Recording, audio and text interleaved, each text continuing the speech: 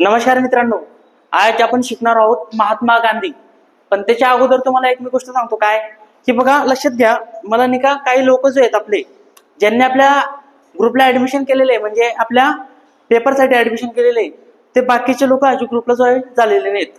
मग ते जॉईन झालेले नाहीत किंवा त्यांचा मला फोन पण येत नाहीये, फक्त काही लोकांचा फोन येतोय आणि ते विचारतात सर लेक्चर स्टार्ट झाले का. मित्रांनो, लेक्चर आपल्याला 2 दिवस होऊन गेले, लेक्चर स्टार्ट झालेले आहेत. आता समजा तुमचे जे मित्रमंडळी असेल त्यांना सांगा की कसं काय करायचं वगैरे सर्व. मी तुम्हाला त्याच्याबद्दल 2 मिनिटात इन्फॉर्मेशन देईल. ओके, ती व्यवस्थित बघा. तर बघा मित्रांनो, हा सर्वांकडे मोबाईल असतो बरोबर. मोबाईल मध्ये काय करायचं, सर्च. आता सर्च नाव सर्वांना माहित असतं, इथं सर्च करा. ओके, माझं नाव टाका. काय नाव आहे, विशाल गिसाडी. विशाल गिसाडी, हे बघा आलं, क्लिक झालं. बघा माझे सर्व लेक्चर दिसतात तुम्हाला मित्रांनो. लेक्चर बघायचं. लेक्चरवर क्लिक केल्यावर तुम्हाला 1 मिनिट साधारण ॲडव्हर्टाईज येईल, त्या ॲडव्हर्टाईज क्लिक करू आपण. हे बघा झाली. आता एक लक्षात घ्या मित्रांनो, त्याच्या मागचे लेक्चर तुम्हाला कसं बघायचे, म्हणजे बघा आज काय वार आहे तुमच्या, शनिवार आहे. शुक्रवारी लेक्चर झालं असेल, गुरुवारी लेक्चर झालं असेल, तर ते कसं बघायचे बघा. इथे एक नाव आहे, इट इज विशाल. ओके, काय इट इज विशाल 0508. इथं क्लिक करायचं मित्रांनो. क्लिक केलं त्यानंतर बघा इथं आपलं एक लेक्चर घेतलं आपण, भारताचे व महाराष्ट्राचे प्रथम व्यक्ती, हे लेक्चर घेतलंय, त्याच्यावर क्लिक करू. चला झालं क्लिक. ओके, म्हणजे लेक्चर तुम्हाला मागचे या पद्धतीने बघायचे आहेत. आणि एक लक्षात घ्या मित्रांनो, तुम्ही लेक्चर बघतायत, ओके मान्य, पण नाही का लाईक करायला विसरतायत, तर लाईक तरी करा मित्रांनो, की मला उत्साह वाढेल आणखी. ओके, बघा इथं लाईकचे चिन्ह आहे, या पद्धतीने चिन्ह असतं ना, ते फक्त तुम्हाला लाईक करायचंय. ओके, आणि जे नवीन विद्यार्थी असतील त्यांनी काय करायचं, इथं ब्लॅक कलरचा सिम्बॉल असतो, म्हणजे समथिंग समजा एक लेक्चर ओपन केलं मी, केलं मित्रांनो बघा. आणखी बघा एखादं लेक्चर ओपन करू, म्हणजे त्यातून तुम्हाला कळून जाईल व्यवस्थित. हे केलं मी. ओके, बघा इथे सबस्क्राईब नाव येतंय, काळ्या कलर मध्ये येतं. ओके, ते सबस्क्राईब करायचं तुम्हाला. सबस्क्राईब केल्यावर त्यानंतर एक बेल येते, म्हणजे घंटी आपण म्हणतो, त्या घंटीला ऑन करायचं. इथं ऑल करायचं मित्रांनो. काय करायचं, ऑल. हे का बरं करायला लावते माहिती आहे का, समजा तुमचे लेक्चर मिस झाले किंवा मग तुम्हाला कॉन्टॅक्ट नाही झाला, तर तुम्हाला ऑटोमॅटिक तुमच्या मोबाईलला नोटिफिकेशन येतं की सरांनी आज लेक्चर टाकलं. म्हणून या गोष्टी मी तुम्हाला करायला लावते मित्रांनो. ओके, समजलं. या गोष्टी करा. आपल्या मित्रांना बी सांगा, जे जॉईन झाले नसतील त्यांना सांगा की जॉईन व्हा लवकरात लवकर, कारण की आपला 11 एप्रिलला पेपर होणार आहे त्यासाठी. ओके, चला ठीक आहे. तर आता आपण जाऊ पुढं, आपण महात्मा गांधीजीकडं आता ओढू. काय काय महात्मा गांधीजींबद्दल इन्फॉर्मेशन ते बघू. बघा लक्षात घ्या, महात्मा गांधींबद्दल आपण इन्फॉर्मेशन बघणार होतो आज. तर लक्ष द्या इकडं, महात्मा गांधी बरोबर का. तर त्यांचं पूर्ण नाव काय, त्यांचा जन्म कुठे झाला, त्यांच्या आईचे नाव काय, त्यांचे किती मुलं होते, हे सर्व इन्फॉर्मेशन आपण बेसिक माहिती करणार आहोत, कारण की तुम्हाला ते फ्युचरमध्ये किंवा आताच्या पेपरला कामात येणार आहे 100%. चला ठीक आहे, लक्ष द्या इकडं. बघा जन्म 2 ऑक्टोबर 1869 मध्ये झाला. महात्मा गांधीजींचा जन्म केव्हा, 2 ऑक्टोबर 1869. मला एक सांगा मित्रांनो, फक्त तुम्हाला तारीख माहित असेल काय, 2 ऑक्टोबर, पण वर्ष माहिती होता का, नाही ना. मग आता झालं ना माहित, म्हणजे बघा एक ते एक तुमचं नॉलेज वाढतंय मित्रांनो या गोष्टीकडे बघून. ओके, चला बघा 1869 मध्ये त्यांचा जन्म झालाय. कुठं झालाय माहिती होता का, नाही ना, आता माहित पडेल. पोरबंदर. पोरबंदर कुठं आलं, गुजरात राज्यामध्ये, बरोबर ना. गुजरात राज्य आपल्या बाजूला इकडं. ओके, गुजरात राज्यामध्ये झाला. त्यानंतर बघा महात्मा गांधीजींचे पूर्ण नाव काय होतं, मोहनदास करमचंद गांधी. काय नाव होतं, मोहनदास करमचंद गांधी. काय नाव होतं, मोहनदास करमचंद गांधी. डोक्यात फिट ठेवायची. ओके. त्यानंतर बघा पत्नीचे नाव काय होतं, कस्तुरबा गांधी. काय नाव होतं, पत्नीचे नाव कस्तुरबा गांधी. कस्तुरबा गांधी. त्यानंतर लक्षात घ्या, आईचे नाव होतं पुतळाबाई. आईचे नाव काय होतं, पुतळाबाई. त्यानंतर बघा त्यांना मुलं होते. किती मुलं होते, तर 4 सर. किती, 4 सर. तुम्हाला प्रश्न येऊ शकतो पेपरला की महात्मा गांधीजींना एकूण किती मुलं होती, तर किती उत्तर द्यायचे, 4. किती, 4. मग नाव काय होतं बघा, हरिलाल, मणिलाल, रामदास, देवदास. बघा त्यांचे नाव कसे आहेत, लाल, लाल, दास, दास, म्हणजे हरिलाल, मणिलाल, रामदास, देवदास. हरिलाल, मणिलाल, रामदास, देवदास, बरोबर ना. ओके. शिक्षण त्यांचं कुठपर्यंत झालं होतं मित्रांनो, बघा त्यांची LLB झाली होती. LLB म्हणजे काय, वकिली. काय, वकिली, म्हणजे त्यांनी वकिली केलेली होती.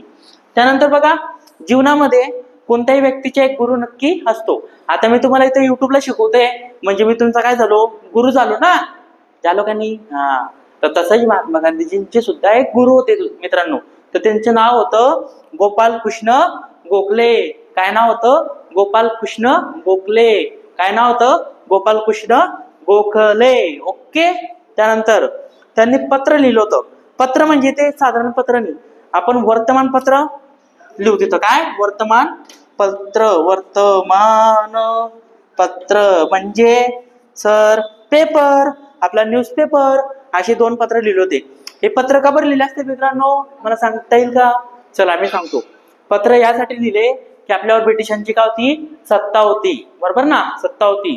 तर महात्मा गांधी या पत्रांच्या माध्यमातून लोकांकडे काय पोहोचायचे? समाचार पोहोचायचे की तुम्ही असं करा, तसं करा, ब्रिटिशांना मदत करू नका, त्यांच्या विरुद्ध तुम्ही उभे राहा, आपल्याला लवकरात लवकर काय भेटेल? स्वातंत्र्य भेटेल. बरोबर ना? असं त्यासाठी त्यांनी हे वर्तमानपत्र सुरू केली होती. मग त्या पत्रांचे नाव काय काय ते बघू. हिंद स्वराज. क्या? हिंद स्वराज. क्या? हिंद स्वराज. त्यानंतर गीता माता. गीता माता आपली गाय माता. बरोबर ना? लक्षात गाय माता नाही, हा असं होतं तेवढं. म्हणजे गीता माता हे 2 पत्र होते मित्रांनो. ओके.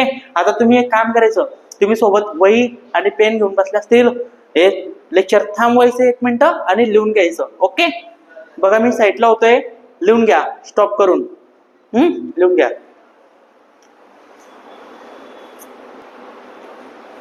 हा, तर मित्रांनो लिहून झाला असेल.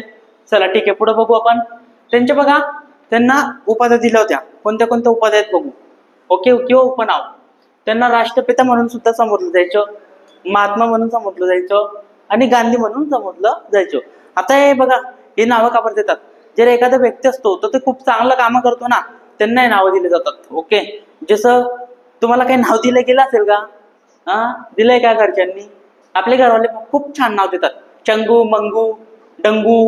हा, बरोबर ना? हे असे नावं ठेवतात कारण की का? आपण तेवढा आगाऊपणा करतो म्हणून. पण एक लक्षात घ्या, त्यावेळेस ब्रिटिशांच्या काळामध्ये महात्मा गांधी असे एकदम होते व्यक्तिमत्व की ते खूप स्ट्रॉंग होते. म्हणून सर्व लोक, जसं सुभाषचंद्र बोस होते, रवींद्रनाथ टागोर होते, हे त्यांना काही लोकांनी त्यांना उपाध्या दिल्यात. तर त्या कोणत्या कोणत्या उपाध्या होत्या? राष्ट्रपिता महात्मा गांधी. ओके. आगे जाऊ. चला, आत्मकथा. त्यांची आत्मकथा होती माझे सत्याचे प्रयोग. आता आत्मकथा काय सर? हे काय असतं? म्हणजे स्वतःबद्दल माहिती लिहिणं, यालाच म्हणतात आत्मकथा. आता मी समजा मी झालो 50 वर्षाच्या म्हातारा, असं चालेल. बरोबर ना? असं चालेल. 50, 60, 70 वर्षाच्या झाल्यावर मग मी काय करेल? घरी बसून बसून मला बोर होते, काय करायचं? मग मी एक वही घेईल, त्याच्यामध्ये मी माझी गोष्ट लिहेल, मी काय करायचो, पोरांना शिकवायचो. त्यानंतर यालाच आत्मकथा म्हणतात. मी कोणते कोणते कामं केलेत यालाच आत्मकथा म्हणतात. तर त्यांच्या आत्मकथेचं नाव काय होतं? माझे सत्याचे प्रयोग. काय? माझे सत्याचे प्रयोग. एक लक्षात घ्या मित्रांनो. मग पुढं काय की पुढं त्यांना उपाधी दिली गेली, केसर हे हिंद. म्हणजे ही उपाधी म्हणजे हा पुरस्कार होता त्यावेळेसचा, मग ब्रिटिशांचा. काय होता? पुरस्कार. जसं आता आपल्या इथं आहे, कोणता कोणता पुरस्कार आहे? भारतरत्न आहे, पद्मश्री आहे, पद्मभूषण आहे, त्याबरोबर ना? तर तसेच तिथं ब्रिटिशांच्या काळामध्ये पुरस्कार होते. म्हणजे एखादा व्यक्ती जर चांगलं काम करत असेल भारतामध्ये तर त्याला पुरस्कार देऊन त्याला गौरव करायचा, म्हणजे त्याच्या गौरव साबित करायचं, म्हणजे गौरव द्यायचं. ओके. तो उपाधी होती त्यांची केसर हे हिंद. म्हणजे त्यांना पुरस्कार कोणता भेटला होता? केसर हे हिंदची उपाधी दिली गेली. आणि ते केव्हा दिली गेली होती? 1915 दिली गेली होती मित्रांनो. केव्हा दिली गेली? 1915. एक लक्षात ठेवा, 1915 केसर हिंद पद. त्यानंतर लक्षात घ्या, मग तुम्हाला थोडं मागचं सांगतो आणखी. गांधीजी आहेत ना, 1893 आफ्रिकेत गेले होते. केव्हा गेले होते? 1893. प्रश्न विचारू शकता हळूवार बेटांनो. महात्मा गांधी दक्षिण आफ्रिकेत केव्हा गेले होते? मोठतरी यायला पाहिजे, नंतर एक मार्क गेला आपला. ओके. हा, केव्हा गेले होते? 1893. 1893. का बरं गेले सर? तर ते यासाठी गेले होते मित्रांनो की एक व्यक्तीची ते वकिली लढवायला तिथे गेले होते. ओके. वकिली लढवायला ते गेले होते. त्यानंतर भारतामध्ये केव्हा आले मग सर? मग भारतात ते 1915 आले. केव्हा आले सर? 1915. मग एक लक्षात घ्या बाळांनो, काय जेव्हा महात्मा गांधी 1915 आले तर जेव्हा आपला भारत स्वतंत्र झाला 1947, तिथून काही वर्षानंतर ओके सरकारने असं ठरवलं की महात्मा गांधी 9 जानेवारी 1915 आले होते. तर हाच दिवस त्यांच्या आपण काय करू, प्रवासी दिवस म्हणून ठेवू. म्हणजे एखादा प्रवास करून येतो माणूस, तसंच महात्मा गांधी आले होते आफ्रिकेतून, म्हणून तो दिवस आपण ठरवलाय. एक लक्षात घ्या, भारतात केव्हा आले, 1915 आले. मग 1915 आले मग गांधीजी.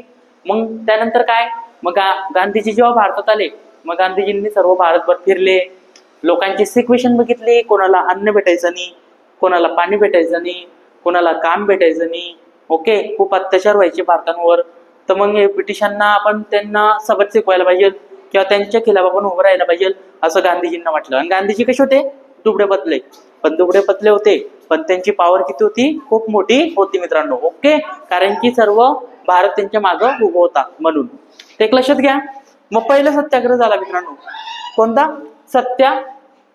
चंपारण्य सत्याग्रह झाला मित्रांनो. कोणता सत्याग्रह, चंपारण्य सत्याग्रह. केव्हा झाला, 1917ला.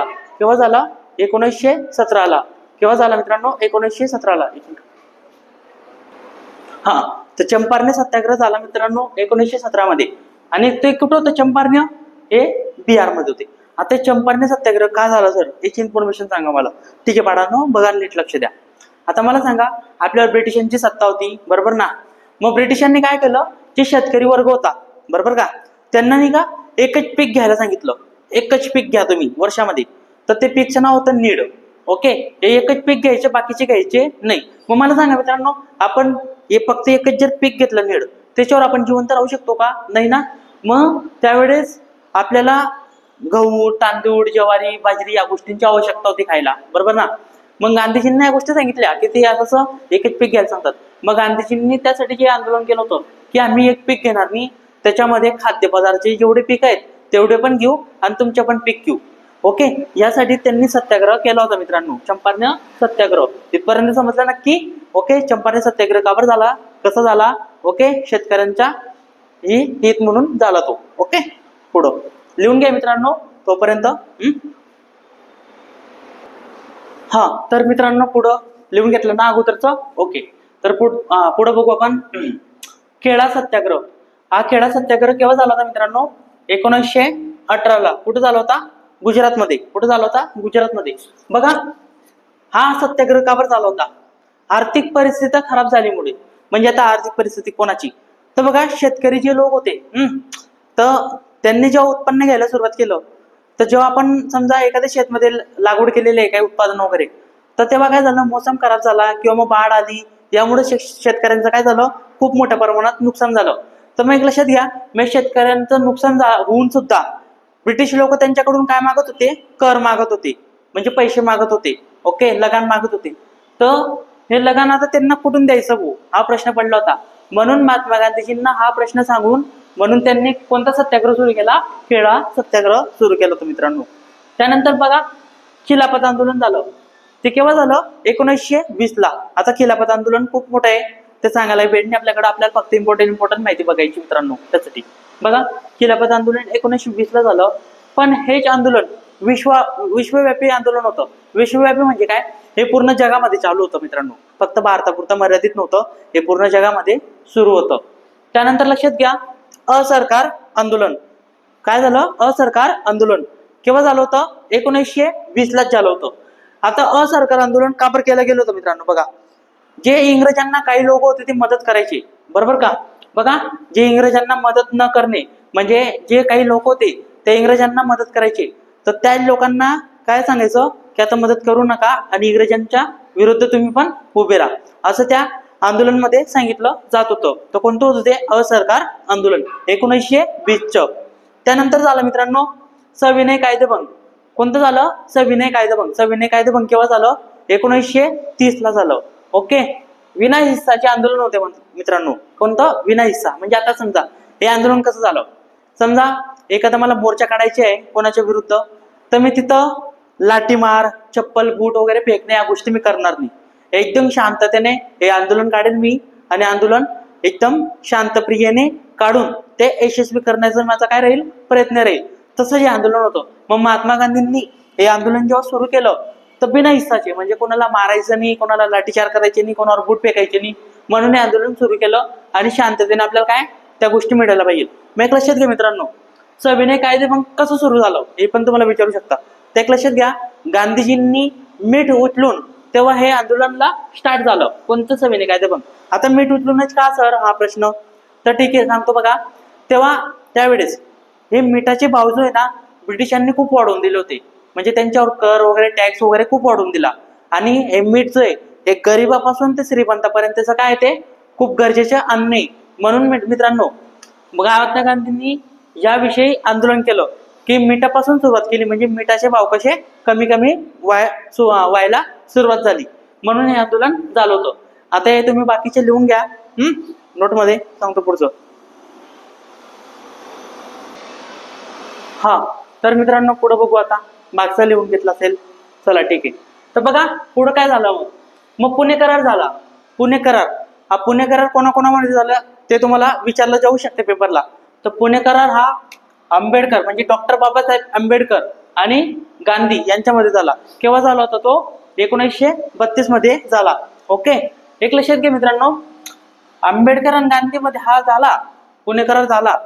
पण लक्षात घ्या जे पत्र होतं त्याच्यावर आंबेडकरांची सही होती आणि महात्मा गांधींची सही नव्हती. कारण की का? कारण की ते अध्यक्ष नव्हते काँग्रेसचे म्हणून. कारण की एखाद्या जर पत्रावर सही करायची असेल तर काँग्रेसच्या अध्यक्षाची सही लागायची त्यावेळेस. ओके, मग तेव्हा सही कोणी केली होती? महात्मा गांधींच्या वतीने पंडित मोहन मालवीय यांनी केली होती मित्रांनो. हे लक्षात ठेवायचं तुम्हाला. त्यानंतर हे सर्व झाल्यावर मग आता भारतीय जो आपले भारतीय होते ते सर्व किदरून गेले होते. आता करायचं काय नेमकं, इंग्रजांना भारतामधून कसं हाकलायचं वगैरे या गोष्टीसाठी ते तरसून गेले होते. तर मग हे लक्षात घ्या मित्रांनो, महात्मा गांधींनी काय सांगितलं की पूर्ण भारतामध्ये एकच आंदोलन करा, पूर्ण भारतामध्ये. तर ते आंदोलन असं करा की ब्रिटिशांना इथून जायला मजबूर व्हायलाच पाहिजे, म्हणजे इथून जायलाच पाहिजे ते 100%. म्हणून महात्मा गांधीजींनी भारत छोडो आंदोलन सुरू केलं. केव्हा सुरू केलं? 1942 ला. पण एक लक्षात घ्या मित्रांनो, हे आंदोलन एवढं विश्वव्यापी होतं की याच्यामध्ये खूप लोक सामील झाले आणि आंदोलनाला सुरुवात झाली. त्यानंतर महात्मा गांधीजींनी नारा दिला होता, करो या मरो. म्हणजे एक तर करा एक तर मरा. म्हणजे शेवटची स्टेप पर्यंत महात्मा गांधीजी सुद्धा येऊन गेले होते. त्यानंतर लक्षात घ्या मित्रांनो, हे महात्मा गांधीजींबद्दल आपण पूर्ण इन्फॉर्मेशन बघितली. त्यानंतर महात्मा गांधींचा मृत्यू 30 जानेवारी 1948 रोजी झाला. केव्हा? 30 जानेवारी 1948 रोजी झाला. त्यानंतर लक्षात घ्या 30 जानेवारी हुतात्मा दिन म्हणून आपण पाडतो. काय? 30 जानेवारी म्हणून आपण हुतात्मा दिन पाडतो. आता महात्मा गांधीजींचा नैसर्गिक मृत्यू वगैरे काही झाला नव्हता. ओके, त्यांना गोळी मारली गेली होती आणि सर्वांना माहिती कोणी मारली होती. गोळी कोणी मारली? नथुराम गोडसेंनी मारली होती मित्रांनो. ओके, म्हणून महात्मा गांधीजींचा काय झाला? मृत्यू झाला. ओके, त्यानंतर हे लिहून घ्या मित्रांनो. आणखी थोडी इन्फॉर्मेशन आहे 1 मिनिटाची, ती बघायची आपल्याला. हा तर मित्रांनो आपण गांधीजी बद्दल इन्फॉर्मेशन बघितली. आता थोडक्यात माहिती बघू ते नेमके काय. बघा, महात्मा गांधीजींवर एक चित्रपट निर्माण झाला, म्हणजे तयार केला गेला चित्रपट. तर त्या चित्रपटाचं नाव काय होतं? गांधीज नाव होतं. काय नाव होतं? गांधीज. आणि तो केव्हा तयार केला गेला मित्रांनो? 1982 ला. आणि लक्षात घ्या हा चित्रपट विदेशाच्या लोकांनी तयार केला होता, म्हणजे भारतीय नव्हते ते. मग बघा त्याचे दिग्दर्शक कोण होते चित्रपटाचे? रिचर्ड ॲटन बरो. कोण होते? रिचर्ड ॲटन बरो हे चित्रपटाचे दिग्दर्शक होते. त्यानंतर अभिनेता म्हणजे आपल्या भाषेमध्ये हिरो कोण होतं? तर लक्षात घ्या हिरो होते त्याचे बेन किंगल्से. काय? बेन किंगल्से. त्यानंतर बघा हा एकमेव असा भारतीय चित्रपट होता मित्रांनो की त्याला 8 म्हणजे साधारण सर्वात जास्त 8 ऑस्कर पुरस्कार प्राप्त झाले होते. काय? 8 ऑस्कर पुरस्कार. आता चित्रपट म्हणजे हा पुरस्कार जो सर्वात चांगला पिक्चर असतो, सर्वात सामाजिक सोशलमध्ये मीडियामध्येचा व्हायरल होतो, अशा चित्रपटांना ऑस्कर पुरस्कार प्राप्त होतो मित्रांनो. म्हणजे बघा सर्वात जास्त पुरस्कार प्राप्त असणारा चित्रपट म्हणजे कोणता? आपला गांधी चित्रपट होता मित्रांनो. आज आपण महात्मा गांधीजी यांच्याबद्दल इन्फॉर्मेशन पूर्णपणे बघितलेली मित्रांनो. तर तुम्ही नोट्समध्ये लिहिला असेल हे आशा करतो. आणि एक लक्षात घ्या मित्रांनो, व्हिडिओ पूर्ण बघा, अप्रूव्ह सोडवू नका. कारण की पेपरला काय क्वेश्चन येऊन जाईल काय येईल काहीच सांगता येत नाही. तर तुम्हाला पूर्ण व्हिडिओ बघून आपल्या नोट्समध्ये लिहायचे आणि त्याची रिव्हिजन करायची मित्रांनो. ओके, आजचे लेक्चर इथं समाप्त करतो. थँक्यू मित्रांनो, भेटू आपण उद्या. बाय.